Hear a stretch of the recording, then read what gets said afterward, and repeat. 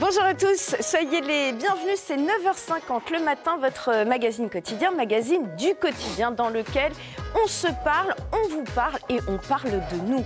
Ici, on s'informe, on vous inspire et on vous donne des astuces pour vous permettre de souffler. Et aujourd'hui, on va petsiser, on va maryliniser et puis peut-être même on va vous traumatiser. Qu'est-ce qu'elle dit? Elle dit n'importe quoi, probablement pas. En tout cas, je l'espère. On va décrypter ce sommaire énigmatique avec ma joyeuse bande Nicolas Deuil, Julie Jacquard et Raphaël Yem. Mais avant de les rejoindre, voici tout de suite notre humeur du jour en chanson.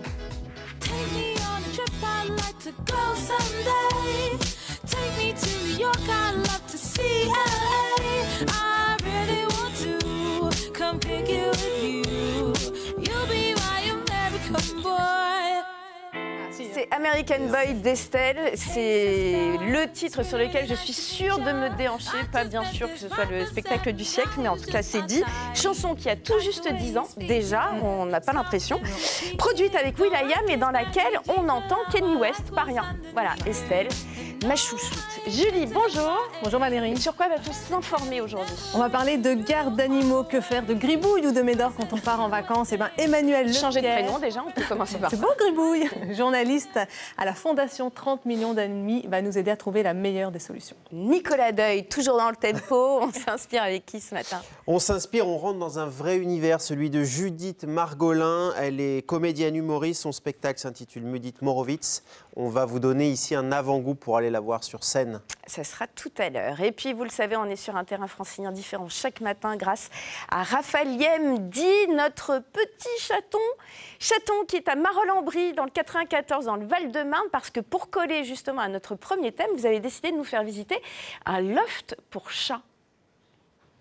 Ouais, totalement. Salut Valérie. Voilà, c'est pas un petit chaton, ça te fait quand même un gros matou. Hein. Y a Justin d'ailleurs. Ils sont tous en train de venir vers moi. Je demandais à Laurent Bio qui tient la caméra de regarder. Ça les intéresse. Hein. T'as un espèce justement de personnage à chapeau qui tient un micro et qui est venu chez eux parce que attention. Ici, on n'est pas chez Joanne la propriétaire, on est chez les chats. On est chez les chats. D'ailleurs, pour preuve, on est en chaussettes aujourd'hui dans le loft, hein, parce qu'évidemment, il faudrait pas non plus les traumatiser. Et justement, Joanne, elle est là.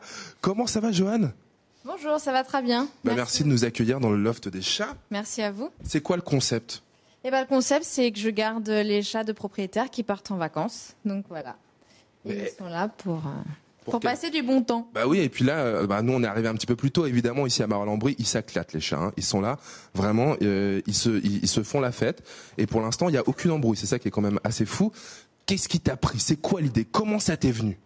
L'idée, c'est que j'ai moi-même un chat et mon chat est diabétique et pouvoir partir en vacances, c'est très compliqué. Donc, j'ai ouvert cette pension pour pouvoir offrir aux gens des vacances quand leur chat est malade. Donc voilà, et puis c'est d'abord une passion. Une vraie passion, d'autant que c'est une passion française aussi. Il y a 13 millions de chats ici en France. Et quand on part en vacances, quand on peut pas les garder, il faut bien qu'il y ait quelqu'un qui le fasse. Et Joanne, elle le fait. Vous viendrez tout à l'heure. Hein. On va se familiariser avec tous les chats, leur donner à manger, tout ça. Puis on vous dira comment ça se passe. Merci beaucoup, Raphaël. Et si vous retrouvez Gribouille, n'hésitez pas à nous le dire. On se retrouve en effet dans quelques instants. Et puis, sachez qu'en troisième partie, nous recevrons Alex Vizorek. Et avec égard, car il est à la fois une œuvre d'art et un conte. Il va dire Pierre et le Loup début novembre au théâtre Le Comédia, tout en tournant son spectacle. Alex Vizorek est une œuvre d'art. Le jeune homme talentueux est partout, à la radio, à la télé, sur scène, mais aussi sur notre plateau. Et on s'en réjouit, ce sera tout à l'heure. Mais pour démarrer, 9h50, vous le savez, d'abord, on s'informe. La France est un pays ami des animaux. Un Français sur deux possède un animal domestique. Mais quand vient le temps des vacances, comment on fait? Difficile de mettre son chien dans l'avion, de le faire récupérer par papy et mamie avec sa petite pancarte UM. Alors, on a décidé de débroussailler vos options ce matin en vue des prochaines vacances scolaires. Et pour cela, on avait besoin des lumières d'Emmanuel Lapierre. Bonjour. Bonjour. Vous êtes journaliste à la Fondation 30 millions d'amis. Cet été, jamais autant d'animaux n'avaient été abandonnés. Est-ce Est-ce que c'est spécifique aux vacances d'été ou le risque est grand aussi pendant les vacances scolaires intermédiaires? Alors, c'est assez spécifique aux vacances d'été, même si le risque reste grand durant l'année, mais il est beaucoup plus grand pendant les vacances d'été parce que les gens partent en vacances. Longtemps. Et plus longtemps. Et plus longtemps. Et en fait, ils se rendent compte qu'ils n'arrivent pas à faire garder leur animal, ou que c'est coûteux, ou qu'ils n'ont pas les moyens. Donc, ils décident de l'abandonner. Parce qu'ils sont, voilà, ils décident d'abandonner l'animal parce qu'ils ne sont pas si attachés que ça. Alors justement, pour éviter tout risque, on va vous donner toutes les possibilités de garde parce qu'alors, c'est quasiment comme pour la petite enfance, ça se multiplie, il y en a de multiples, donc on avait bien besoin de vos lumières. La première possibilité, la plus classique, la plus traditionnelle, la plus ancienne, peut-être, c'est de les mettre dans un chenil. Oui. Est-ce que c'est une bonne option? Qu'est-ce qu'il faut regarder et qu'est-ce qu'il faut vérifier avant d'envoyer son animal dans un chenil, par exemple? Alors, en chenil, l'animal est souvent en boxe. Ce qu'il faut savoir, c'est-à-dire qu'il va peut-être faire quelques promenades la journée, ou même parfois, dans certains chenils qui sont un peu plus chers que d'autres, passer sa journée en famille, mais le soir, il va retourner en boxe. Donc, ce qu'il faut vérifier... En box, ça veut dire seul. Seul. Dans une cage. Dans une grande cage, ouais. Dans un box. Ce qu'il faut vérifier avant tout, c'est déjà visiter le chenil. Aller à la rencontre des propriétaires du chenil, voir si le chien s'adapte à ce mode de vie-là pendant qu'on n'est pas là. Peut-être essayer une après-midi de garde pour voir si ça lui plaît. Et puis qu'il s'habitue, qu'il se sente en sécurité. Oui, l'idée étant de ne pas trop le traumatiser, de le récupérer en bon état. Si on voit qu'il est traumatisé au bout d'une après-midi, on ira vers un autre mode de garde. Mais ce qui veut dire donc qu'il faut anticiper de beaucoup son mode de garde pendant les vacances, parce que s'il faut faire, je rappelle par rapport à la petite enfance, une petite adaptation pour le chien au chenil, ça veut dire qu'il faut s'y prendre en amont. C'est ça. La meilleure solution quand même, c'est les amis, la famille. Ils connaissent notre animal. Alors, on va y venir. On va essayer d'être le plus didactique possible et de lister les moyens de garde. Combien ça coûte? Elle est trop carrée. Dans l'ordre. Et le chenil, combien ça coûte? Est-ce que ça... Entre 10 et 20 euros par jour. D'accord. Ça dépend vraiment du 10 euros, c'est si le chien reste en box, qui va être promené de temps en temps. On peut monter à 18-19 euros quand c'est une grande famille avec un grand terrain où ils lâchent les chiens toute la journée dehors, où ils les papouillent, ils les caressent, etc. Et le soir, soit ils remettent en box. Est-ce qu'il y a des agréments spécifiques? Est-ce qu'on peut savoir si... est-ce que tous les chenils ont besoin d'un agrément spécifique, c'est-à-dire en termes d'hygiène, par exemple, de sécurité aussi? Pour ouvrir, un chenil, de toute manière, est déclaré à la DDPP, le service départemental vétérinaire. Donc, normalement, la DDPP contrôle. Et le chenil, c'est la solution la moins chère? Ça peut être la solution la moins chère. La moins chère, c'est évident. La moins chère, c'est oui, le la pote. famille. Voilà, oui, le c'est pote, ça. mais dans les payantes, les versions payantes. Dans les versions payantes, oui, le chenil reste normalement la moins chère. Alors, deuxième possibilité, les faire garder à domicile. Oui. Et pour ça, notamment, il existe désormais des pet-sitters qui viennent chez vous. On va vous montrer un exemple extrait d'un sujet de JT et puis on en parle juste après. Flore, doucement. Oh là là.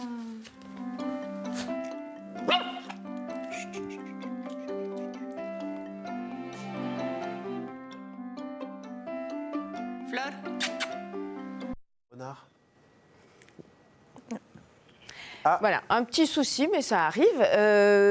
est mignon, Reparlons donc de la garde à domicile, c'est-à-dire qu'on possède un animal et on demande à ce que quelqu'un vienne le garder chez soi. À quel rythme aussi? Parce que évidemment, on ne fait pas garder un chat de la même façon qu'un chien. Est-ce que c'est une bonne solution, une solution un peu sécurisante, et pour l'animal et surtout pour le maître? Il y a plusieurs types de familles. On peut le faire garder aussi en famille d'accueil.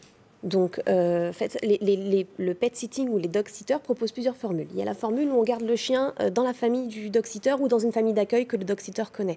C'est pour ça qu'on conseille d'aller vers des dog sitters de région, pas des services de pet sitting qui sont sur toute la France, parce qu'en général, ils n'ont pas rencontré leur famille d'accueil.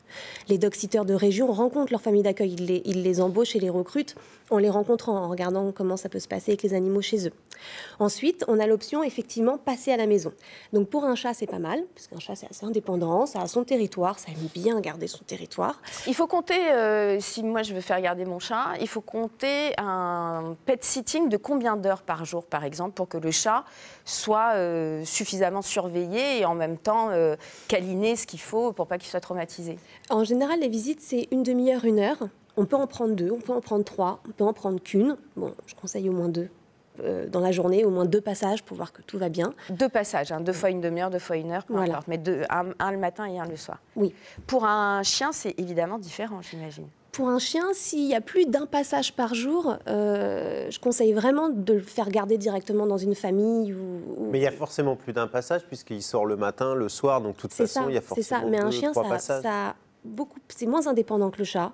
Ça a vraiment besoin d'une présence. Petit ou grand, le chien a besoin d'une présence. En plus de ses sorties quotidiennes où il se dépense, à la maison, il faut qu'il ait une sorte de l'amour de son maître qui puisse le câliner. Donc, dès l'instant où on a besoin de faire plus de 2 passages par jour, c'est mieux de mettre son chien directement dans une famille d'accueil. Ça reviendra finalement moins cher. Oui, alors, ça n'a pas été le choix, on a retrouvé le sujet, ça n'a pas été le choix de cette dame qui, elle, semble assez contente justement de l'option à domicile. Regardez. Je vous présente Madness. Donc, ce sera le chien que vous allez garder ce week-end. Pendant 2 jours, c'est Charlotte qui va s'occuper de Madness, ce berger australien. Elle passera matin et soir au domicile de Delphine, qui part en week-end. Mais il est chez lui. Nous, ça fait un passage à la maison pour aussi sécuriser peut-être un petit peu la maison. Et puis, ça lui permet de rester dans son élément. Il est petit, on ne change pas ses habitudes. Et puis voilà. Charlotte a été choisie pour son expérience de pet-sitter, comprenez, de garde de chien, mais surtout pour son tarif, 59 € pour 4 longs passages en 2 jours. Je vais donc nourrir les chiens, leur donner à boire, jouer avec eux, les promener. Une garde de chien à domicile trouvée grâce à un site internet spécialisé dans les services à la personne. Et il faut dire que l'été, la demande en garde d'animaux explose. Plus d'une centaine de requêtes par jour, rien qu'en Île-de-France. Passer par un site permet de sécuriser le profil du pet-sitter. Voilà, vous en parliez, à avoir confiance aussi en la personne qui vient chez vous, bien sûr déjà parce que c'est chez vous, et surtout par rapport à l'animal. On vient à la distorsion en fait de ce principe de garde d'animaux, c'est justement à l'extérieur, d'emmener son animal chez un particulier, un pet-sitter, ou la famille, ou les amis quand ils acceptent encore. C'est pour vous la meilleure des solutions ? Oui, c'est mieux que l'abandon, de faire garder son animal. Les amis, la famille, pourquoi ça reste la meilleure des solutions ? Parce que le chien a confiance. Pourquoi contrôler avant là où on met son chien ? Parce qu'il faut qu'on trouve des gens de confiance et que le chien n'ait pas peur. Parce qu'un chien, c'est très attaché à sa famille à un moment donné. Mais la meilleure solution, c'est aussi de l'emmener en vacances. Oui, c'est possible aussi. Sauf que c'est un coût, l'emmener en vacances. On pense qu'emmener, déjà, il faut être sûr que les hôtels, si jamais vous faites des vacances à l'hôtel, acceptent l'animal. Il faut bien penser à prendre un billet de train, un billet d'avion. Enfin, c'est-à-dire que ça aussi, c'est pas une solution à zéro. C'est pas une solution de facilité. C'est pas une solution à zéro, mais sur le site de la Fondation 30 millions d'amis, on met en avant des conseils vacances où on a une fondation d'utilité publique, donc on met des outils à la disposition des gens pour pouvoir emmener leur animal en vacances, trouver les hôtels qui acceptent les animaux et qui prennent pas forcément plus cher qu'un hôtel normal, trouver les lieux où les animaux sont autorisés, à la plage, dans les villes, etc., les restaurants. Oui, il y a une cartographie des possibles en fait quand on voyage avec son animal. Je voudrais quand même qu'on revienne sur ce principe de pet sitting qui, on a l'impression, se multiplie à l'envi. Alors plein d'applications, plein de sites. L'emmener chez quelqu'un, qu'est-ce qu'on doit vérifier absolument quand on décide de faire appel à quelqu'un qui fait du pet sitting chez lui à domicile ou dans un espace délimité ? Qu'est-ce qu'on doit vérifier ? On doit vérifier donc déjà la première visite si la personne est de confiance. Mais ça, comment on voit ? L'espace mis à disposition pour l'animal. Puis non, mais en fait, il y a chien et chien. C'est-à-dire qu'il y a des petits chiens qui n'ont pas besoin d'exercice. Il y en a qui sont calmes, il y en a qui sont très énervés. Les gros chiens qui ont... là, par exemple, les bergers australiens, les races de bergers qui ont besoin de courir 1 heure par jour. Il faut aussi... on adapte en fonction de son animal. Oui, complètement. Donc, quand je dis vérifier que la personne soit de confiance... En général, de toute façon, quand c'est une pension, ils sont contrôlés par la DDPP, les services vétérinaires. L'espace qu'ils ont dans la pension, combien de promenades ils vont avoir par jour. Si c'est un petit chien chez la famille d'accueil, voir s'il y a un jardin ou pas pour un gros chien, pas de jardin pour un petit chien. Voir comme faut sentir la personne, faut sentir. Alors, Julie, justement, le pet sitting vous a intéressé. Vous êtes penchée sur la question. Oui, moi, j'avais envie aujourd'hui de vous parler du site empruntemontoutou.com parce que tout d'abord, c'est déjà un site qui est gratuit pour faire garder son chien.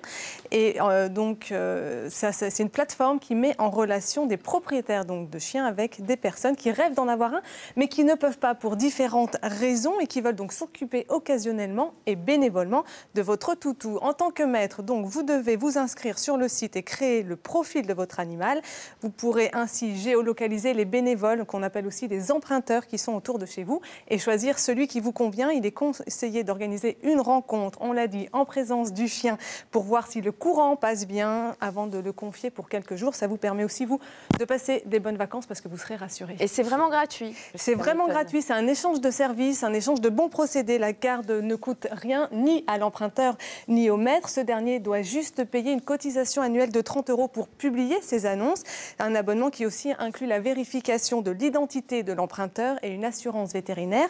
Le site Emprunte mon toutou existe depuis 2 ans et compte déjà plus de 12 000 membres dans toute la France, prêts à tenir compagnie à votre animal. Donc, il y en a forcément une à côté de chez vous. Seul petit regret, ça n'existe pas encore pour les chats. Ah bah voilà, justement, en parlant de chats... Ça, c'est très bien pour les enfants qui tannent leurs parents pour avoir un animal, d'essayer un week-end. Une sorte de période d'essai. Période Tiens, d'essai. essayez, puis on va voir si vous en Exactement. occupez. Sur le site de la Fondation, on propose aussi une rubrique entraide. Donc là, on prend tous les animaux. C'est ça. De petites annonces. C'est ça, c'est de l'entraide. Je garde votre animal et puis vous le gardez quand on part en vacances. Et là, il y a chat, chien, etc. L'inscription est gratuite. Alors justement, on va rester chat parce qu'il y a une autre possibilité de garde d'animaux pendant les vacances, c'est de l'emmener à l'hôtel. Et au loft des chats, c'est là où se trouve Raphaël Yem, à Marolles-en-Brie, très précisément. Comment ça se passe chez vous Pourquoi vous rigolez? Parce que Gribouille vous fait des blagues. Je rigole parce que je vous écoute parler depuis tout à l'heure et là on est dans une installation qui est quand même vraiment au top et il y a une roue comme pour les hamsters et ça fait 10 minutes que j'observe les chats s'éclater dans la roue. Mais vraiment, ils sont dedans et ils font comme les petits hamsters. Ça, il les retourne. Donc c'est plutôt cool. Non mais c'est complètement dingue Nico. Donc là, Johan, on a cette installation, cette petite roue. Oui. Et cette petite roue sert à leur faire un peu d'exercice. Si bien sûr ils en ont envie. Bon, Tabi en a fait beaucoup là. Donc... Non mais depuis tout à l'heure il tourne, là, il est fatigué. Hein. Il y a un petit pont aussi, hein, on voit hein, quand même ce loft est vraiment bien aménagé. Johan, tu peux peut-être nous dire un peu tout ce qu'il y a? Il y a toutes ces alcôves. Voilà, il y a des coins pour se cacher un peu partout, pour qu'ils puissent grimper, parce qu'il y a beaucoup de chats qui aiment grimper. Et voilà, plein de petites cachettes, plein de petits jeux partout. C'est des installations qui viennent principalement des États-Unis et qui sont faits main. Ah ouais, pourquoi on ne les trouve pas ici? Non, on ne les trouve pas ici. Pourquoi? Je ne sais pas. Mais voilà, c'est quelqu'un qui fait ça par passion. Elle a beaucoup de chats et elle a même fabriqué certains ponts pour des zoos, pour même des tigres. Ah voilà. ouais, on avance un peu justement pour voir ces ponts et puis les autres aménagements que tu as pu faire ici. On découvre d'autres chats, comment ils s'appellent ceux-là? Alors là, vous avez l'Irish, qui est pas très contente. Ah là, non, mais là, il est peinard, lui. Hein. C'est-à-dire qu'on débarque avec un micro, une caméra, et puis vous verrez toute l'équipe. On est à 25 aujourd'hui. Donc, non, effectivement, il est pas très content. Et puis, il y en a un autre là-bas, Aaron, hein, c'est ça. Hein. Aaron, pardon. Aaron, il est posé, il est au calme, dans son hamac. Il est plutôt bien. Là, on voit, il y a encore pas mal de petits cartons. Jusqu'à combien de chats on peut accueillir ici? Alors, j'ai 22 chambres et on peut accueillir à peu près une trentaine de chats. Une trentaine de chats, c'est complètement dingue. On va aller leur donner à manger tout à l'heure, encore parce qu'ils réclament. Mais ça, ce sera tout à l'heure. Hein. Restez bien avec nous. Merci Raphaël, on vous retrouve très vite. Emmanuel, c'est une bonne solution, ces hôtels? Oui, Ouais. oui.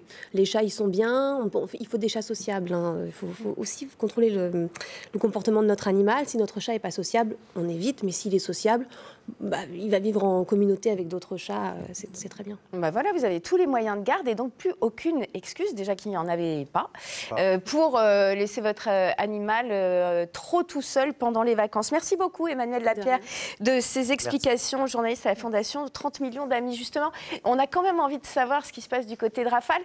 Est-ce qu'il est possible, question peut-être à la noix, mais est-ce qu'il est possible que le chat ait une chambre individuelle, par exemple, chez vous, comme dans un hôtel un peu chic? Ah bah totalement, hein. Si c'est à moi que vous parlez, Valérie, en tout cas. Oui, il y a des chambres, on va aller les voir dans un instant. D'ailleurs, combien ça coûte quand un chat vient avec ses valises? Coûte. Ça coûte 15 € par jour, tout inclus. Donc nourriture, les coussins, la litière, tout est pris en compte. Et si jamais le chat est malade, tu lui apportes aussi, tu lui donnes les médicaments, les piqûres. Exactement, voilà. Si le chat est malade, s'il est diabétique, il faudra me ramener bien sûr les seringues et l'insuline et les croquettes s'il y a besoin. Et les soins seront prodigués tous les jours. Alors, ce qu'il faut dire aussi, c'est qu'évidemment, ici, c'est agréé. C'est une pension agréée par la direction départementale de la protection des populations, le service vétérinaire. Tu es diplômé aussi, j'imagine. Exactement. Je suis diplômée. Je suis allée dans un lycée agricole à Brie-Comte-Robert pour passer un diplôme. Donc, c'est un stage sur 4 jours et pour avoir l'obtention et un justificatif de connaissance pour les chiens et pour les chats. Vous êtes en sécurité ici. Il y a une dizaine de pensions en Île-de-France. On ira visiter les chambres tout à l'heure. Et peut-être que si je suis bien, je vais m'installer. Ah bah oui, et puis j'aimerais bien savoir aussi si on sert le petit déj au lit dans cet hôtel. N'importe quoi. 9h50 le matin, c'est aussi l'envie, vous le savez, de vous inspirer en mettant à l'honneur celles qui osent et qui en ont du talent. Bonjour Judith Margolin. Bonjour. On est ravis de vous accueillir ici dans 9h50. Vous êtes comédienne et actuellement tous les jeudis à 19h sur la scène de la Nouvelle Scène qu'on adore. À 20h, pardon. Ouais. Mais venez à 19h boire un verre à la Nouvelle Scène, c'est très sympa. Et puis à 20h, vous serez super chaud. Pour votre spectacle, vous y êtes la réincarnation ashkénaze de Marilyn Monroe, autrement dit Judith Monrovitz. Exactement. Alors ce n'est pas un énième spectacle d'humour porté par une femme, mais c'est bien une super proposition très atypique et ce en quoi on est hyper content de pouvoir vous recevoir. Difficile à décrire comme spectacle, donc je vais tout à fait m'affranchir et vous laisser le pitcher. Bienvenue. Merci beaucoup, j'étais pas prévue. C'est cadeau. C'est un univers en tout cas. Ouais, en fait, Judith Monrovitz, c'est une fille de 35 ans, célibataire, sans enfant, qui essaye d'être actrice et qui se prend pour la réincarnation ashkénaze de Marilyn Monroe depuis que Marilyn la vraie lui est apparue dans la cuisine de chez ses parents le jour de ses 11 ans. Voilà. Ça fait un moment. Ça fait un petit moment. 35 ans et 3 mois sans sexe, vous avez oublié. Oui, tout à fait. Et sans tringlotage de Milouche. Je ne sais pas si on peut dire ça. 50, mais on peut tout dire chez nous. Et cette nuit, pendant le spectacle, c'est une nuit en fait où elle va avoir rendez-vous avec Marcus. Et ce date un peu foireux va être aussi l'occasion d'un voyage nocturne à l'intérieur d'elle-même et à la quête de sa propre identité. Alors, évidemment, c'est drôle, mais ça n'est pas que drôle. C'est un film, en fait, que vous nous proposez, un film sur scène, dans sa scénographie, dans ce que vous racontez aussi de vous, même si, évidemment, il y a une vraie part de romanesque. Vous déroulez un fil tenu qui passe par de Je bande à votre conscience Amazon, en passant par Marilyn et par votre grand-mère. Teaser.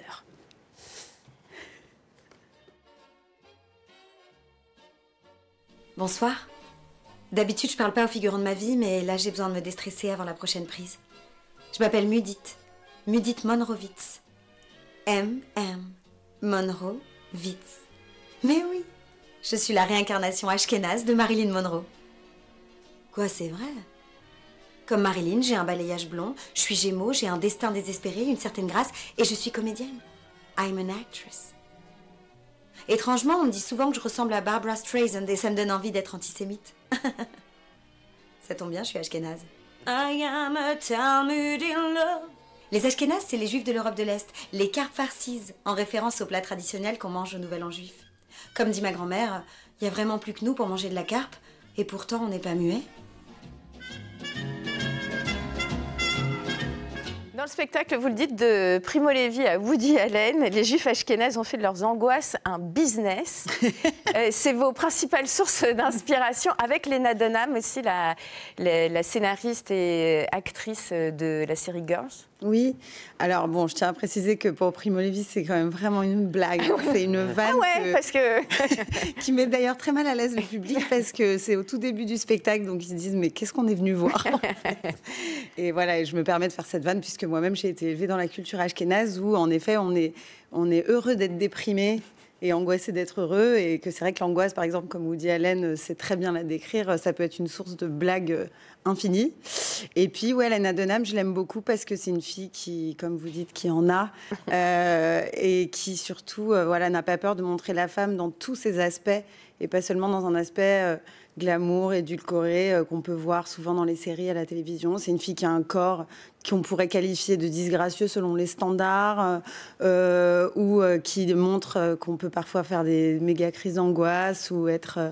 voilà, complètement au bout du rouleau. Il y a des scènes de sexe qui sont très maladroites parce que le sexe, c'est pas toujours une chorégraphie parfaite comme on voit dans les films. Enfin voilà, j'aime bien sa vision second degré aussi de la vie réelle. Alors, est-ce qu'il vous fallait à minima l'avatar, votre rôle de Mudit, pour justement faire des blagues sur les cartes farcies versus Tarama, pour dire mon nez à la Barbara Streisand, quand on me dit ça, j'ai envie de devenir antisémite? C'est-à-dire qu'il vous fallait au moins ce personnage-là pour aller jusqu'au bout? Au moins. Ah oui, bien sûr. Pour moi, Mudit, c'est ça, c'est mon super moi. C'est une fille qui a justement son surmoi, qui est partie en vacances, donc elle dit tout ce qu'elle veut, quand elle le pense, quand elle le ressent. Et voilà, et elle affronte tous les tabous de la vie, toutes les questions qu'on pourrait se poser dans le cabinet d'un psy, elle les pose à elle-même et au public. Et Marilyn dans tout ça, Marilyn Monroe, non pas Mudit Monrovitz, mais voilà, c'est la cousine ashkénaze, on va dire, de la réincarnation. Mais qu'est-ce qu'elle est pour vous, Marilyn? Parce que c'est un moment vrai de votre vie, cette apparition. Peut-être pas l'apparition, mais en tout cas le coup de cœur, quoi. Oui, et Marilyn, elle m'accompagne depuis que je suis toute petite. Je l'ai découverte dans certains Lem Show par hasard sur une vieille VHS achetée par ma mère. Et en fait, Marilyn, je sais pas, elle a quelque chose de très glamour et très tragique qui, je crois, fait qu'elle est fascinante pour le monde entier encore aujourd'hui, que j'aime beaucoup. Et puis, c'est vraiment l'actrice ultime pour moi dans l'apparence, dans le glamour, mais aussi dans... Voilà. Il y a quelque chose de la blonde hollywoodienne qui m'a toujours fascinée, un peu en miroir, enfin, en tout cas, en projection. Et puis après, quand je me suis renseignée un peu plus sur elle, j'ai découvert que c'était pas qu'une bombasse, mais c'était aussi une bombasse cérébrale. Eh oui. Comme Mudit. Oui, je n'ai pas du tout un gros ego. Enfin, vous avez écrit le personnage quand même. C'est Mudit, c'est pas moi. C'est pas Judith. Non, mais en fait, c'est que Marilyn, elle a écrit beaucoup de choses. Et je me suis beaucoup renseignée, notamment sur son livre qui s'appelle Fragments, où c'est plein de choses qu'elle a écrites un peu partout qui ont été regroupées. Et elle dit des phrases d'une intelligence, d'une profondeur extraordinaire, sauf qu'elle était coincée à cette époque dans un carcan des années 50 où la femme était plutôt quand même, surtout actrice, une femme objet de désir et de fantasme plutôt qu'un cerveau. On avait du mal à imaginer les deux combinés. Et Marilyn, ça a été, je pense, une douleur pour elle de ne pas pouvoir être celle qu'elle était pleinement, même si je pense qu'elle adorait être cette icône aussi. Elle s'est mariée avec Arthur Miller, qui était un grand écrivain, un grand dramaturge. Et voilà, et en fait, elle s'est convertie au judaïsme. Et ça m'a fait rire parce que, voilà, elle est quand même, à la fin de sa vie, elle était tellement angoissée qu'elle a dû épouser une religion qui a épousé son angoisse, en fait. C'est ça. Et Marilyn, c'est vraiment, je pense que c'était quelqu'un qui était justement heureuse d'être déprimée. Alors, entre Judith, Mudit et Marilyn, difficile d'y voir clair, Nicolas. Donc, vous allez nous soumettre des citations. Qui l'a dit ? Qui l'a dit? Est-ce que c'est Monroe ou est-ce que c'est Margolin? Allons savoir. Je suis égoïste, impatiente et peu sûre de moi. C'est MM, mais c'est Marilyn. C'est Marilyn. Ça pourrait être Margolin. Ah oui, vous aussi. Égoïste. La vie se divise en deux groupes, l'équipe couscous ou l'équipe carpe farcie. Je crois que c'est Mudit qui dit ça. Ça, c'est Mudit. Ça, c'est les Ashkénazes et les Séfarades. Exactement. Ça, ils ne s'opposent pas tant que ça, d'ailleurs. Donner à une fille les bonnes chaussures et elle peut conquérir le monde. C'est Marilyn, mais j'aurais bien aimé dire ça. Et on est tellement d'accord. Ça aurait pu être Céline Dion. Enfin bon. Le tarama, c'est mon dada, mais je prends un peu dans les bras quand même. Alors ça... Inconnu. Ça, je suis sûre que c'est pas moi. C'est un peu vous, le tarama. Il y a quand même une histoire autour du tarama. Oui, tout à fait. Le tarama est une passion. Il revient quand même, ce tarama, dans le spectacle. Le tarama est un peu le socle de ce spectacle. Exactement. Je fais des mauvaises choses, mais je ne suis pas le diable. Ah, ça, c'est Marilyn. Ouais. Vous la connaissez vraiment très bien. Elle la connaît bien. Ouais. Elle a lu tout Fragment. La touche à ma mère, c'est comme le spaghetti à mon père, c'est sacré. Alors, la première partie de la phrase, c'est moi. Et le reste, c'est moi qui l'ai rajouté. Voilà. voilà. Ouais, c'est une belle collaboration. Coécrivez. Et alors, coécrivez. dans les synonymes de la toche à ma mère, il y en a un florilège dans le spectacle. Ouais, aussi. je me suis beaucoup renseignée. Par J'ai fait exemple des recherches Google, vagin, chatte à ma mère. Voilà, Ouais. donc c'est des. Bon, allez je suis voir le tombée spectacle. sur Mais il y des en a choses, beaucoup. Hein. sur beaucoup de métaphores. Mais il y a des métaphores très poétiques. Hein. Venez voir le spectacle, vous verrez. Oui, non, Si je devais me réincarner, ce serait probablement en mouette. Ah, bah alors ça pourrait être moi. Tchekhov, Ouais. ça pourrait être Parce que sinon. c'est une passion, en tout cas pour moi, et pour Mudit et pour beaucoup de comédiennes, je crois. La mouette de Tchekhov, c'est une pièce sur la vie d'actrice. Vous pouvez nous donc- refaire la mouette parce que vous la faites très très bien. Allez, 2 secondes. Allez, je me concentre. Silence. C'est mon moment préféré. C'est un grand moment dramatique. Voilà. Bravo. Bah ouais, mais voilà, Tchekhov a écrit pour ça. Pour content une d'être venue, hein, interprétation comme ça. Comédienne, justement, c'est ce qui, je trouve, est très intéressant dans votre proposition, c'est que vous êtes venue, entre guillemets, à ce qu'on appelle un spectacle comique, mais un peu sur le tard. Vous êtes d'abord comédienne. Oui. Et c'est en faisant un stage avec James Joint, je crois, Oui, c'est comme ça James que- voilà, Bond, qui est co-metteur en scène qui est du spectacle. co-metteur en scène du spectacle, qui vous a dit un jour, au cours d'une session, va vers le truc qui te fait le plus peur. Et vous vous êtes mis à écrire ce qu'on voit là. Exactement. C'est-à-dire, c'est vraiment l'idée du dépassement et donc de l'aboutissement pour vous, cette Judith Monrovitz. C'est vraiment très bien dit. Merci beaucoup. Mais en fait, je fais partie de ce collectif d'acteurs qui s'appelle Ouvre tes ailes. Et vraiment, le nom de ce collectif est parfaitement approprié parce que c'est un endroit où on essaye de se dépasser et de se découvrir, en fait, d'accoucher de soi-même en tant qu'acteur. Et donc, on fait beaucoup de choses comme ça qui nous challenge. Et l'idée d'écrire quelque chose qui soit fait pour faire rire, c'est un des plus gros challenges pour moi. Et vous dites même que c'est la meilleure des drogues. Donc, on espère que Après, oui, ça reste une pas la fois seule. que On va pas jouer à la maman, mais quand avec même. le tarama, bien sûr. Non, mais voilà, c'est vrai que se dépasser et se faire peur, passer de l'autre côté, comme on dit aujourd'hui dans les livres de développement personnel, de sa zone de confort, bah, c'est quelque chose qui, en effet, amène à des découvertes sur soi et on peut déployer encore des capacités qu'on ne pensait pas qu'on avait. Moi, j'ai toujours joué avec des troupes et j'avais jamais joué seule, j'avais jamais écrit pour le théâtre. Et puis d'un coup, j'ai tout fait d'un coup comme ça, mais c'était un peu un hasard. Et puis, Vous c'était êtes un jeu. étonné? Ouais, un peu. Franchement, écrire pour le théâtre, parce que j'ai déjà écrit des films, mais écrire pour le théâtre, je ne pensais pas que c'était possible pour moi. Et puis surtout que des problèmes des considérations très personnelles touchent autant de gens. Voilà, Justement, vous parliez de films. Vous avez co-réalisé un court-métrage qui a fait sensation au dernier festival de Cannes, qui s'appelle Cabaret Cochon, oui, autour d'une avec Sarah agression, Ginac. autour de MeToo et des agressions sexuelles subies par les femmes. Justement, cette prise de pouvoir du moment, elle passe aussi par même si c'est sur la musique de la comédie musicale Cabaret, mais elle passe aussi par l'art, par un court-métrage, par le spectacle. Pour vous, c'est important d'en parler un peu au quotidien? Oui, bien sûr. Moi, je ne pourrais pas en parler comme ça, justement, en tant que juste... j'en parle parfois en tant que Judith Margolin, mais je préfère en parler par le truchement de l'art. Je pense que c'est ce que je sais faire de mieux pour prendre la parole. Après, c'est toujours un peu... C'est marrant parce que ce soit dans Mudit, où ça raconte quand même l'histoire d'une fille qui apprend à dire non aussi, à la fin du spectacle, ou dans Cabaret Cochon, où j'avais envie de... Cette libération de la parole avec le MeToo m'a beaucoup inspirée. J'avais envie en même temps de faire un parallèle avec Cabaret qui dénonce le nazisme. Et là, j'avais envie de faire ce parallèle avec le MeToo.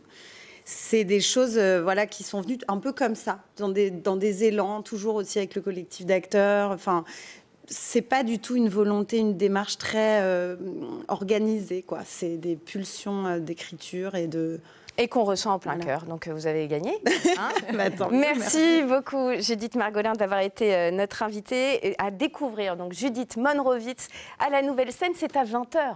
Et ne croyez pas que c'est à 19h, c'est bien à 20h. Oui, tout à fait. Quai de Montebello. Merci beaucoup. Le jeudi, pardon, c'est vrai. Tout à fait. On vous attend. Voilà, Nicolas, des conseils, toujours beaucoup de conseils chez vous. Pour se muscler les bras, non, aujourd'hui? Ouais, faisons ça. On peut déboucher des bouteilles. Pour pas qu'il ressemble à du tarama. Voilà. On peut déboucher des bouteilles, sinon Jean Galfione vous donne d'autres conseils plus utiles. Regardez.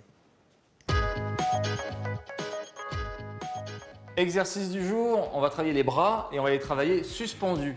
Alors moi, je vais me suspendre à une barre dans une salle de musculation, mais vous pouvez trouver une branche d'arbre ou des barres qu'on visse sous les portes, ça marchera très bien.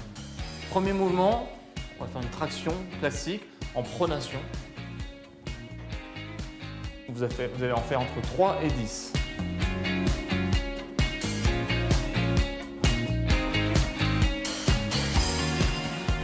Des pronations, on va passer en supination. Et les supinations, voilà, on va travailler d'autres muscles sur les avant-bras et sur les bras.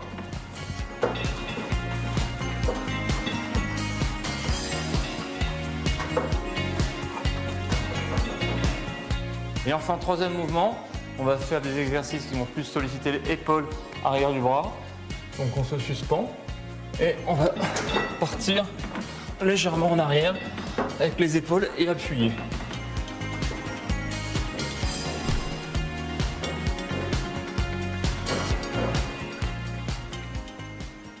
Voilà, une fois que les exercices sont terminés, pensez bien à faire des étirements. Placez une main derrière vous et on va étirer les bras, épaules. Les exercices sont difficiles, ils sont avec le poids de corps, mais vous pouvez vous aider en mettant les pieds sur une chaise ou un petit plinth et tirer sur les bras en vous appuyant dessus. Allez, bonne séance. Merci Jean. Allez, merci Jean. Et de l'eau, Dans un instant, c'est un homme orchestre que l'on reçoit. Vous l'écoutez à la radio, vous le voyez à la télé, vous l'avez vu au théâtre et à la télé. Dans 3 hommes et un couffin, depuis presque 10 ans, il balade son seul en scène unique dans lequel il est une œuvre d'art et bientôt, il va prendre plaisir à peut-être nous traumatiser. Lui, c'est Alex Vizorek qu'on va recevoir dans un instant. Mais d'abord, on va repartir du côté de Marolles-en-Brie. Et oui, c'est dans le Val-de-Marne. C'est fini les textos, Rafale, où vous l'envoyez à Gribouille. Valérie, j'envoie pas les textos. J'étais un peu frustré tout à l'heure parce que vous avez pas vu les petits chats dans la roue. Alors moi, je l'ai filmé. Alors attendez, est-ce que Laurent Billot peut bien nous montrer ça? C'est sur mon téléphone. On vous montre tout ici. Je voulais pas que vous ratiez ça quand même. Vous vous rendez compte quand même, ces chats qui se prennent pour des hamsters? C'est complètement génial, non? C'est génial. Chose promise, chose due, on va aller visiter les chambres avec Johan. Les chambres de ce 5 étoiles du chat. Allons-y. Alors, c'est plutôt bien fait. Il y a combien de chambres, Johan, ici? En tout, il y a 22 chambres. Il y a 22 chambres. C'est un palace, quoi. C'est pas un loft, c'est un palace. Alors, on regarde un petit peu comment c'est fait. Hop. Regarde. Tiens, est-ce qu'on peut ouvrir celle-ci, par exemple? Là-bas. Ah, là-bas, tiens. On va voir cette chambre. Alors c'est simple, évidemment. Les chats restent ici la nuit, j'imagine. Exactement. Ils sont dans leur chambre le jour de l'adaptation, quand ils arrivent, et la nuit. Après, le reste du temps, ils sont en liberté. Ils sont dans le loft, on l'a vu. Hein. Les chats nous sautent dessus et tout, c'est plutôt cool. Alors regarde, ah bah il y a un petit chat ici d'ailleurs. C'est lequel qui est ici? C'est Jarvis. Salut Jarvis, désolé. On rentre chez toi sans frapper, frère. Alors regardez comment ça se passe. Il y a une petite litière, évidemment. Ils ont de quoi manger. Qu'est-ce qu'on a d'autre? Le petit cocon, un tapis et il y a aussi la gamelle pour boire.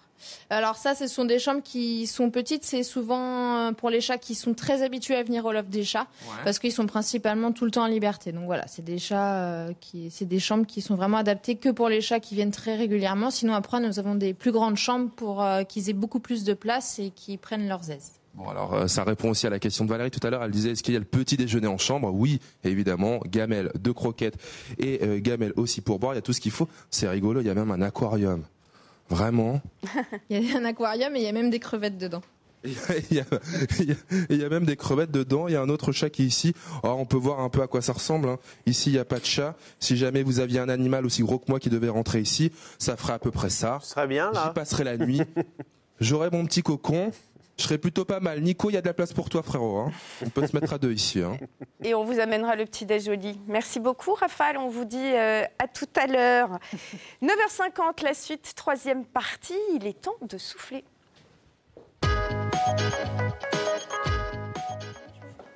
Quel est le point commun entre Lucchino Visconti et Thierry Ardisson, entre Pierre et le Loup et Jupiter, entre un couffin et une salle de cinéma, le trait d'union? C'est Alex Vizorek. Bonjour. J'accepte tout. Ah bah, de toute façon, c'était comme ça. Oui, hein, il n'y avait pas le choix, en fait. On est ravis de vous avoir. Impossible de vous louper. Vous êtes partout. Vous êtes à la radio, à la télé, sur scène et bientôt sur scène et aussi au cinéma, puisqu'on vous a vu dans le film de Didier Van Covelart. Qu'est-ce que j'ai pas dû faire pour venir enfin sur France Paris? Mais à qui le dites-vous? Comment vous faites? En fait, quand on a un petit peu ramé quand même en sortant des cours Florent, comme tout le monde. On sort dans un entonnoir, on est 350 à vouloir faire la première pub pour le jambon qui tombe. Quand aujourd'hui... Qui ne tombe pas, d'ailleurs. Vous savez que j'étais à un casting pour les pâtes, je peux pas dire le nom, mais une marque française de pâtes aux œufs, avec Kian Kojandi à l'époque, on était à deux, on attendait, il fallait qu'on soit au-dessus d'une assiette de pâtes à faire le tigre. Et ni lui ni moi ne l'avons eu. Donc il y a un gars qui a piqué notre place et qui a eu la publicité du Stucru, parce que je ne peux pas dire son nom. Mais donc voilà, et donc on n'a rien eu. Et quand aujourd'hui j'ai la chance qu'on me propose des trucs aussi chouettes que Pierre et différents surtout. Et différents, ouais. Alors j'ai l'occasion d'un tout petit peu, je commence à avoir presque l'occasion d'un tout petit peu choisir. Je comprends pourquoi vous arrivez à Pierre et le Loup, puisque vous vouliez donc faire le loup dans cette pâte pour les pâtes. Tout se recoupe. Ouais, vous serez donc le 1er, 2 et 3 novembre au Théâtre Comédia dans le 10e arrondissement, Pierre et le Loup, avec l'orchestre de chambre Est-Ouest. Pierre et le Loup, c'est le trauma de tous les enfants. Vous avez dit tout à l'heure. Est-ce que ça a été le vôtre aussi? Non, je crois pas. Alors je crois que, alors moi c'est la question que je pose à tous les enfants qui viennent me papoter à la fin. Est-ce que tu as eu peur du loup? Alors il y a un peu ceux qui ont une petite fierté, comme pas du tout, alors qu'on voit la grande marque d'angoisse. Et puis, il y a ceux qui trouvent ça tout à fait, qui ont compris les codes du spectacle. Mais dans tous les cas, il y a effectivement cette histoire qui a marqué toutes les générations. Il n'y a pas d'équivalent d'une histoire aussi qui donne autant envie aux parents d'emmener leurs enfants. Et puis ça se transmet. Donc, il y a eu d'innombrables versions. En Belgique, ils m'ont proposé à l'époque de le faire. Et je trouvais que cette version était vraiment chouette parce qu'il y a une dessinatrice en direct. Donc pour les enfants même de 3 ans qui pourraient ne pas être passionnés à l'idée de voir un orchestre, et bon, c'est audible, il y a une dessinatrice, il y a une main qui dessine les choses au fur et à mesure. Oui, et puis elle arrive avec des petits pochoirs, avec des choses comme ça. Et quand le loup arrive, il y a une grande ombre. Enfin, je ne vous en dis pas plus.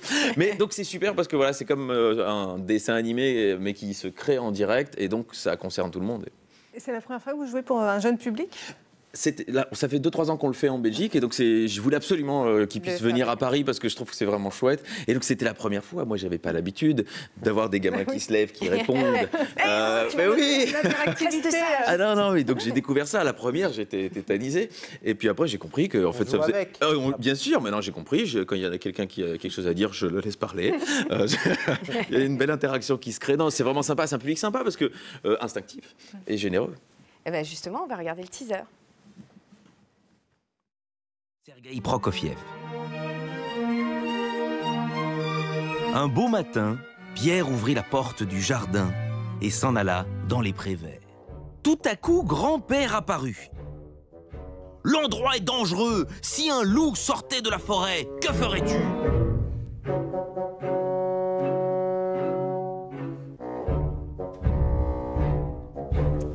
Un conte musical donc écrit par Prokofiev, c'est aussi et surtout une initiation à la musique classique pour les enfants. Ce qui rejoint un peu votre parcours avec votre spectacle Alex Vizorek qui est une œuvre d'art. Là, c'est vraiment tendre la main aussi à la première écoute peut-être de la musique classique.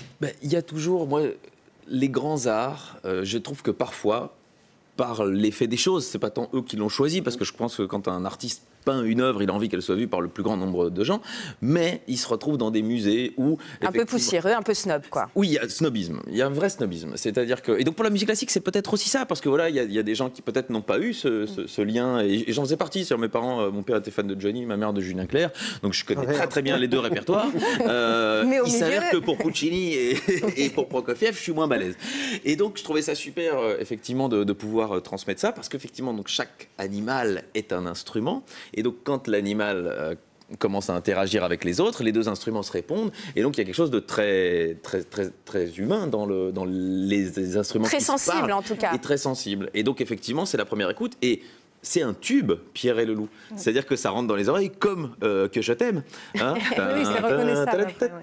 Ça marche, évidemment. Et donc, effectivement, je pense que ça peut peut-être permettre à des gens d'aller voir de la musique classique, chose que peut-être instinctivement ils ne feraient pas. Et la musique classique, c'était la musique populaire d'une certaine époque aussi. Alors, vous vous inscrivez avec ce spectacle dans une sacrée lignée de conteurs. J'essaye de ne pas regarder.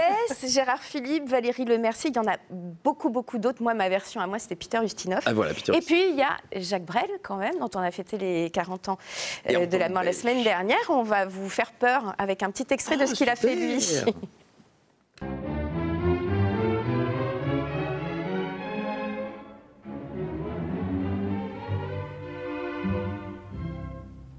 Sur la plus haute branche d'un arbre était perché un petit oiseau, ami de Pierre.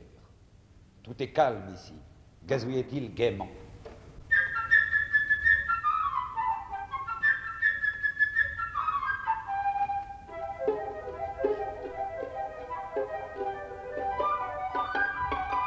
Ouais, il ne s'agit pas que de le dire, le texte de Pierre Leloup, il faut aussi le jouer, il faut Un l'incarner. petit peu, mais évidemment, pour moi, qui en seul en scène, je suis responsable de tout, des rires, de ce qui se passe dans le public, tout ça. Ici, je suis un peu au service, je suis un instrument en plus. Alors, je le dis aux parents, c'est important. Vous êtes quel instrument? Je suis la voix. Je ne fume pas pendant la représentation. C'est la grosse différence avec Brel, je préfère le dire.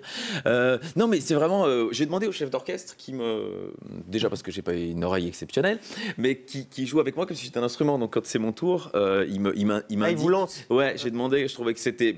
Histoire aussi de dire qu'on ne fait qu'un avec l'orchestre et que c'est pas Alex Vizorek qui présente Pierre Leloup, c'est Prokofiev et il fallait bien que quelqu'un le dise et je me suis sacrifié, les autres étant en vacances, nous ne voulons pas se lever tôt le matin, les 1 et 2, 3 novembre. Mais donc voilà, donc c'est vraiment une fierté d'être au service de ce texte-là. Avec donc une responsabilité supplémentaire de l'endosser en 2018, voilà, avec la liste des grands. C'est rigolo, vous dites Peter Ustinov et c'est vrai qu'il y a des gens qui vous disent Charles Aznavour. Oui, voilà, c'est ça, chacun sa version. Gérard Philippe qui était un peu un des premiers. Je suis beaucoup plus jeune que ça. Non, c'est pas ce que je voulais dire, bien évidemment. Si bien je puis évidemment. permettre, j'espère que vous me citerez moi dans quelques années.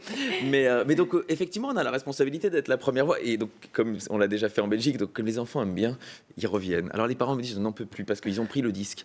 Et le disque, dans la voiture, ils n'en peuvent plus. Ils me disent, je n'en peux plus d'entendre ta voix. Mais quand les enfants aiment bien, ils consomment comme ça en continu. Et donc, je trouve ça plutôt sympathique de pouvoir être cette voix-là, ouais.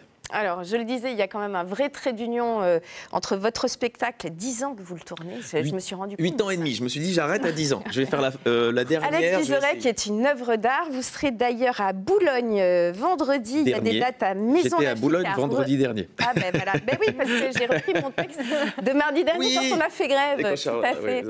Et vous allez être, ça c'est vrai, à Maison Lafitte, à Rueil-Malmaison. C'est vrai, et au Théâtre de l'Œuvre à Paris, pour les fêtes de fin d'année. Si vous savez pas quoi faire un nouvel an, 29. Une bonne idée cadeau 30, aussi. 31, voilà, exactement. Tourner autant de temps ce spectacle, pourquoi ? Parce qu'il vous tient à cœur, parce que c'est aussi cette idée de transmission qui vous anime, hein, si on regarde toutes vos activités. Je crois que je l'ai optimisé quand même maintenant. Et donc je me dis... Rentabiliser, c'est Non, quand je dis optimiser, après, rentabiliser, c'est un... Non, c'est un très bon spectacle, allez le voir. Ça n'a rien à voir, on peut rentabiliser un très bon spectacle. Mais... Aujourd'hui, les gens ont envie de me voir parce que je commence à être un peu connu, ils aiment bien la radio, ils aiment bien la télé, tout ça. Et donc, j'ai envie de leur donner ce que j'ai de mieux. Ce qui, pour l'instant, est ce spectacle. Donc, mais je sais que je peux pas faire. Il a dû évoluer. Et bien sûr qu'il a évolué. J'ai commencé, il faisait 1h15 maintenant. C'est 3 heures. Ouais, il y a un peu plus long. Hein. C'est des gens qui gagnent de l'argent. Ils gagnent de l'argent. C'est à la minute, je suis une affaire. Mais donc voilà, non, je trouve ça sympa. Et je trouve que les valeurs du spectacle. Et puis j'écris tous les jours du nouveau pour la radio et la télévision. Donc je me dis le week-end, j'aime bien partir en tournée, quelque chose dont je sais que c'est marrant à tous les moments. Bien. En tout cas, on a été bluffés de voir l'intégralité de vos activités. On s'est vraiment demandé, ouais, vraiment, et puis tout bien en plus. Ouais, du coup, on s'est posé des questions et surtout, on avait envie de vous proposer d'autres choses. Allons-y. Qu'est-ce qui me manque? Valérie, il a dit, hein, télé, radio, les planches évidemment. Imaginons qu'il vous reste encore un petit peu de temps. Accepteriez-vous éventuellement de garder un enfant en bas âge pour dépanner un ami? Je parle pas pour moi, c'est pour les enfants de Julie. Vous êtes pédophobe? Oui, je le dis dans le spectacle que je suis pédophobe. Alors c'est pas interdit pour un Belge, c'est assez rare, hein, je vais vous dire. Mais, de l'avouer en tout cas. Non, mais c'est-à-dire que c'est les gens qui ont un peu la peur de la responsabilité d'avoir un enfant. Donc je m'inscris un peu potentiellement là-dedans, et c'est pour ça que je compense. Donc pour les vacances de la Toussaint, on compte pas sur vous. Emmenez-les-moi à Pierre et Leloup, je les garde pendant 2 heures. Enfin, ils font les 2 représentations. Accepteriez-vous de donner des cours au cours Florent? Je l'ai fait un petit peu de cours de one-man show. Moi, je dis toujours que je ne peux pas donner cours. Je peux par contre expliquer ce qui va arriver aux gens qui sont au cours Florent dans les 5-6 années qui vont suivre parce que je l'ai vécu. La LPE, Pôle emploi, tout ça? Non, mais l'idée que... C'est pas faux. Les pâtes plus sucrées. Soyez patient. Non, ce qui n'est pas faux, mais de dire créez votre travail vous-même. Et l'enseignement, non? Donc occasionnellement, oui. Non, vraiment, ça c'est quelque chose, oui, si j'avais pas fait... J'estime que ce métier, presque, c'est prétentieux de dire ça, mais un peu ça. C'est-à-dire que si on peut transmettre des valeurs positives, c'est chouette. Alors devant une classe, c'est peut-être encore mieux. Ouais. Accepteriez-vous de co-présenter un spectacle sur l'ouverture sur le monde avec Éric Zemmour? C'est ce qu'on appelle le clown blanc et l'Auguste. Vous étiez en plateau quand il y a eu le... Non, là, il était là le dimanche. Mais effectivement, oui, moi je continue à maintenir. En Belgique, on n'invite pas ces gens-là sur des plateaux de télévision parce qu'on sait que c'est trop facile pour eux d'y semer la zizanie. Ça ne manque jamais en France.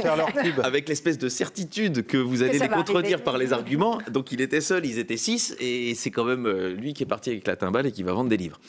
Accepteriez-vous de participer à l'émission de Frédéric Lopez en terre inconnue, mais dans une ancienne colonie belge? J'ai beaucoup d'amis congolais. On n'a qu'une, donc c'est là que vous voulez m'envoyer.